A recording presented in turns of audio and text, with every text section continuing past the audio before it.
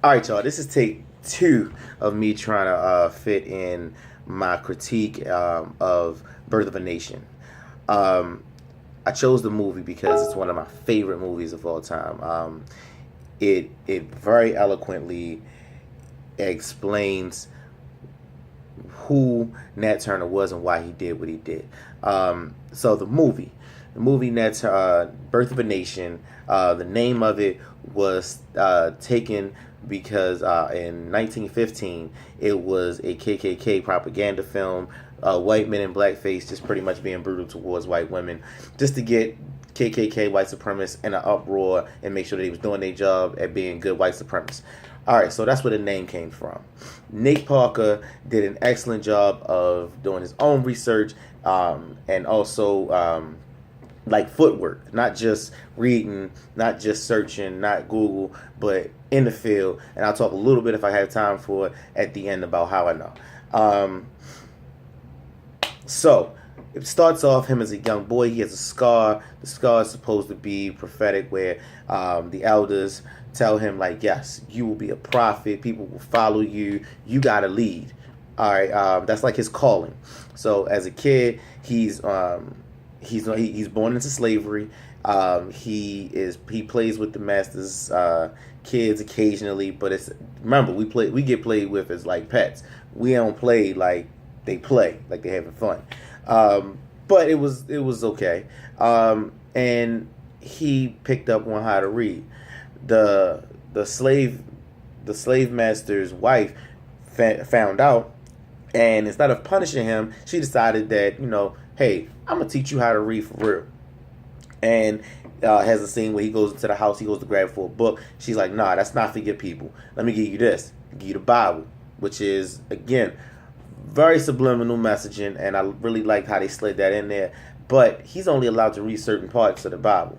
So she's teaching him how to read, teaching him how to sound these out. But now he's going into other parts of the Bible. Fast forward a little bit in the movie, he gets older. He's great with words. He's a wordsmith for real, and he is preaching this word of servitude and being submissive to his fellow enslaved people, and doing the same thing, making them feel good, giving them hopes that if I do good by my master here, then maybe I can get some. I'll be alright in heaven.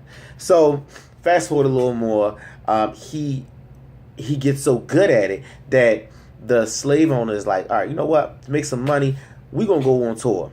But the reason why they go on a tour is because they were trying to save the slave owners around were trying to save on money because of the drought, and they started rationing less food to the slaves. So in turn, the slaves like, look, I'm already getting treated like dirt. I'm not about to have you just, walk over me like that. So they started getting mad. They weren't working.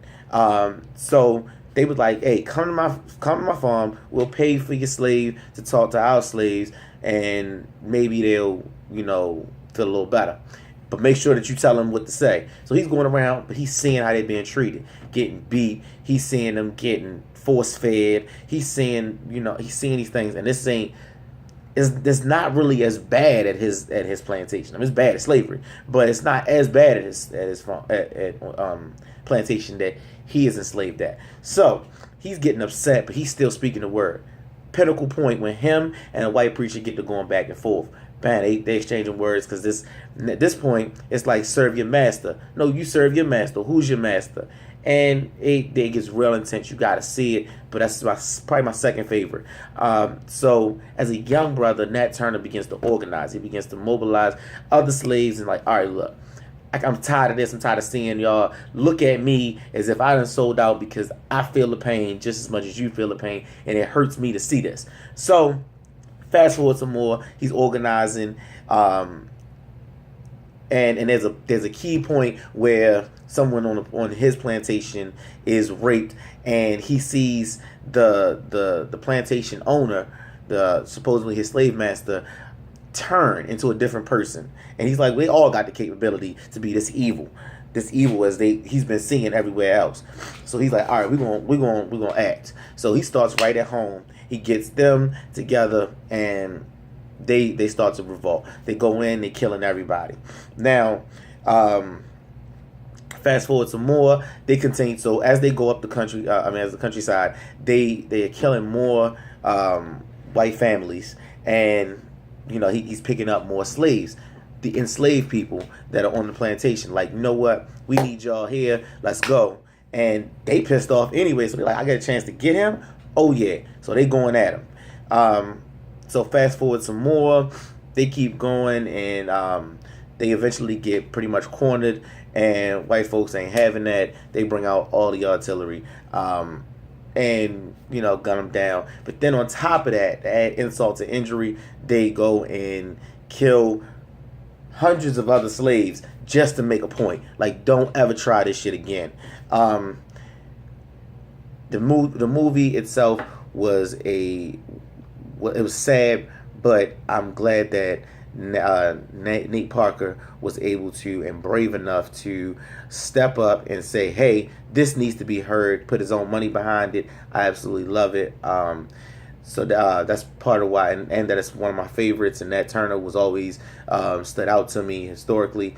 What do you think of the overall purpose? Said that to keep the legacy going, make sure that the young people know that you can stand up for what you believe. Don't just take it. Slavery wasn't just taken lying down like, oh, okay, whatever the master say, which is often depicted that's how it was. And we wasn't dumb. A lot of times we had to play dumb so that to make them dummies feel smarter. But that is what it is. And whether you think depiction of slave, I had a little bit of when the houses and stuff, and they had dirt floors. But the shacks was a little nicer than what I would imagine. But that's a small thing. That's a small thing to a giant film. He was able to show the eloquence of an enslaved person. He didn't make us look like dumb niggas.